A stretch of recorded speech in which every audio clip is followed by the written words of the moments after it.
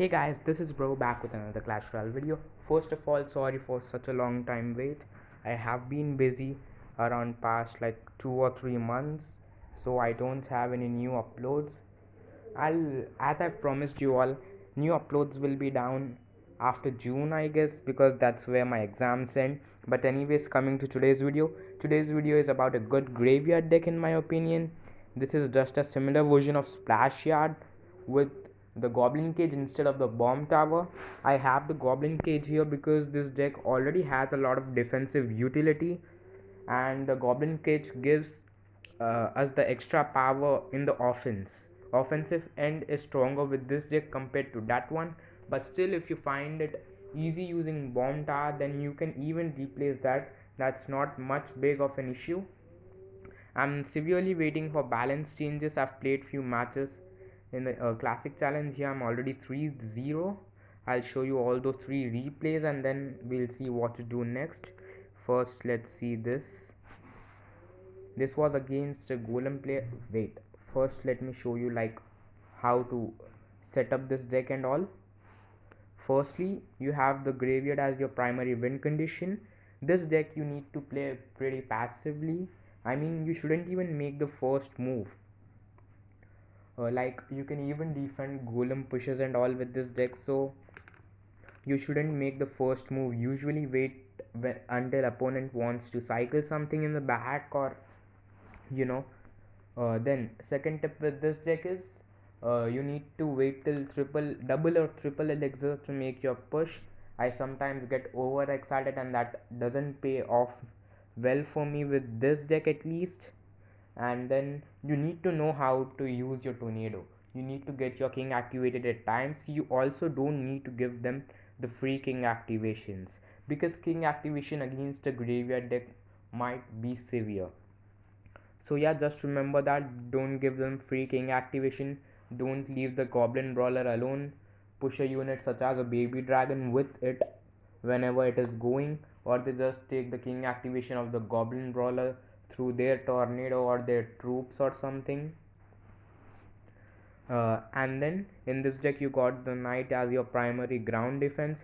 You have the Ice Fist Nado combination for defending the heavier pushes.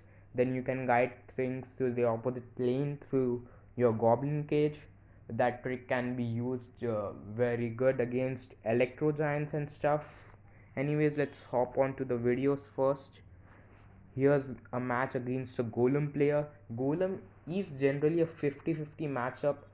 The player who plays it better usually wins it. It isn't like a hard counter or something. Golem is definitely winnable, but you need to play it pretty passively. You need to guide your uh, like goblin cage to somewhere around the left as far as it can catch the golem, not in the center again, because that would get in matchup like golem. The bomb tower has a major importance. We don't have the bomb tower here, so this matchup can end up being tricky for you, but still it's winnable. He had an electro dragon which was some issues, but still I guess it was fine in the end because I played it pretty passively. That was a bad barbarian battle on my end. It was just giving away the free elixir to him. But as you can see, he had an elixir collector. I poisoned it, so it gave him less value. We also got some tower damage out there, which was great. Here the goblin brawler is already dead, so I didn't support it. Or if it was at full health, I would have supported it with something so that he couldn't get his king activated. Or people usually get their king activated using goblin brawlers against tornado players. Like, you don't leave it.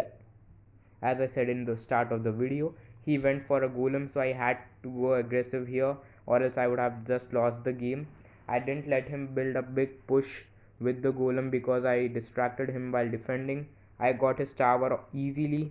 Now my main task was defending. I kept the golem backwards, and then the goblin brawler helped me kill the lumberjack, which was good.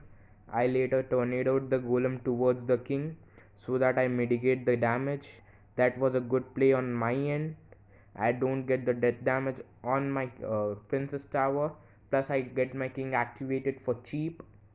I should have done it before, but we are still in a very decent spot, like above decent spot.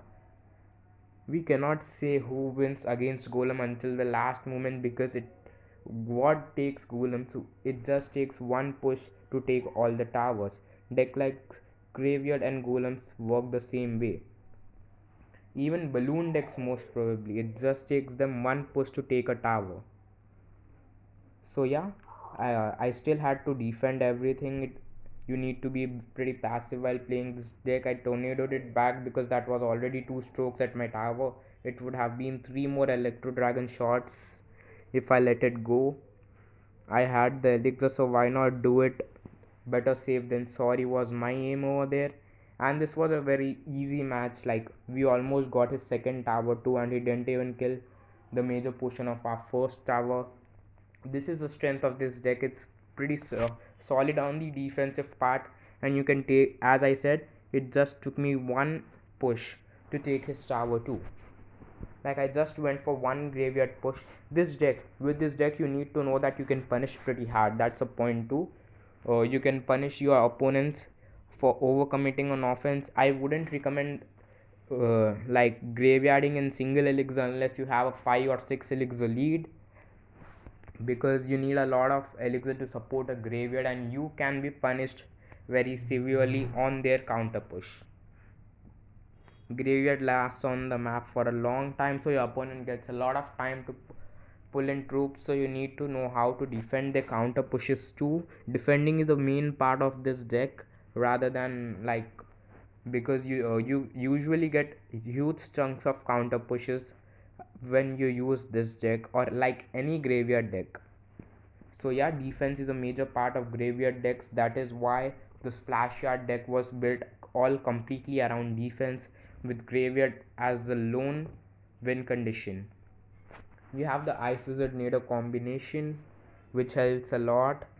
He tried to snipe my Goblin Cage, but that wasn't possible. If it was one tile ahead, then the Goblin Cage would have got sniped. Here, I didn't know he had Tornado or not. That's the reason I went for Graveyard, because I didn't wanted to give him the free King activation. Plus, I get like 400, 500 damage out there too. So that was a decent trade for me, but I knew I could defend his counter pushes easily with the Knight, so I wasn't scared at all. You have the Ice Wizard Nado combination for A defenses against deck like Balloon Cycles and all. They do good. You can use your Baby Dragon Goblin Cage once. With this deck, you can get into awkward cycles at times, so you need to fix your cycle. You need to know your opponent's cycle, what they had. I knew he had the minion horde there, but I didn't know his other cards, which was a bit scary for me. That's why I was playing pretty passively. I leaked like one elixir here too. So I went Goblin Cage in the front to try blocking the bridge if he had something else. Uh, I didn't really expected that Mega Knight over there in his deck. That seemed something different. Like, not casually, people don't play Mega Knight. He had like 3 or 4 mini tanks. I tornadoed everything in, I guess, because that he cloned everything, so I tornadoed everything in. Then Barbarian Barrel helped me get that tornado was already planned. I knew he was going to clone. He didn't clone the correct things, but still, or I didn't thought he would clone those. I rather thought he would clone the Mega Knight and the push with it. That is why I was ready with the tornado, which helped me. So yeah, you need to play smart with this deck. The skill cap isn't as low as the other decks like Pekka, Blitz Spam and all, on which I made videos in the past. But still guys, with some practice you can win matches with this deck easily. Like I'm showing, there wasn't any major efforts made by me. Like, not any big brain plays or something, but still we managed to get the dub easily. We didn't win yet, but like win wasn't hard now. We had like 1600 HP on our tower. All I need to do is just one more graveyard. This was a bad graveyard. I just wanted to get him to into 2 poison range. Here was the first poison, and now the next poison would take the tower. That was my whole intention out there, because I couldn't let the match go deep into triple elixir, or defending those Mega Knights could be a risk for me. That was my whole intention out there.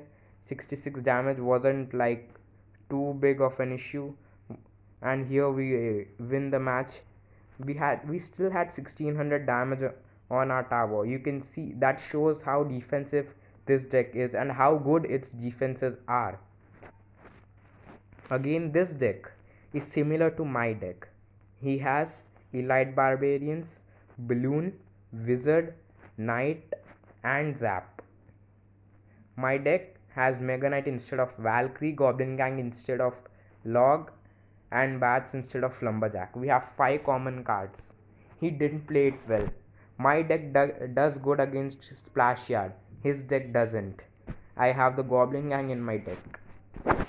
Anyways, this could be a good part of the video, because defending balloons could be tricky for people now, because balloon is so good in the meta, Royal Giant is so good in the meta. How do you defend them? You just Ice Wiz Nado. I was good eating one Valkyrie shot here, because that wouldn't cause much of a trouble, 1 or 2 Valkyrie shots, but the third one was trouble for me, so I had to go in for a graveyard. That was a bad graveyard. I don't promote that graveyard again from anyone, but still I just wanted to get damage anyhow. I don't know what I did there, but still there was some 700 easy damage out there, which was good for me. Like, he got 600 damage, I got 500 damage. We were still good in the match, like only down 100 damage. I didn't knew what he played. He maybe misclicked the wizard behind the knight, or anyone wouldn't do that intentionally, I guess, because people give wizards a tank. He gave wizard as a tank, if that means something. I think you all get it. Like, people use knight as a tank, but he gave a tank to the knight, a full HP knight. That was a bad play on his end. I was quite surprised with the balloon. I thought he just had a random Lumberjack Elite Barbarians deck and not Lumberloon. But still, Ice Wizard and Nado didn't let him get even one single connection. Yes, the Ice Wizard died to the dead bomb, but with the last graveyard we got a lot of damage. We were ahead in damage. I was fine leaking one elixir here, just wanted to wait and see what he does. 1 or 2 elixir can be got back to some positive elixir trades like this one. The Goblin Cage helped a lot over there. Then we had a full HP Baby Dragon counter pushing on his wizard, which was good.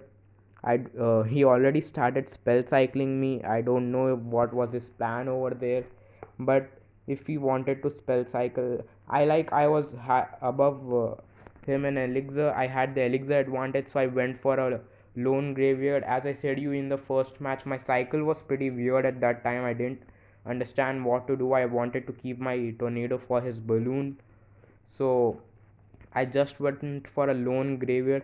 I didn't wanted to leak elixir, because then he would just gain the advantage over there. I went for a graveyard to at least bait out something. We get some chip damage, plus we bait out the Valkyrie, which was good. By the time he killed my first Ice Wizard, we already had another Ice Wizard in hand. Then the Ice Wiz Tornado combination defends everything very easily. Now we just wanted to get 700 damage on his tower, which I think we get with this push, because that was a very massive counter push and he wasn't able to defend it. This is how easy the deck is. uh, I hope you all like the video. This is it for this one. I'll try making more videos soon. This is the deck one more time if you want to give it a try yourself, and if you like the deck, please comment me. If you want any changes in this deck or deck suggestions for me, the comments channel, I always read those comments, or at least try reading all of them. Anyways, bye from bro for this time.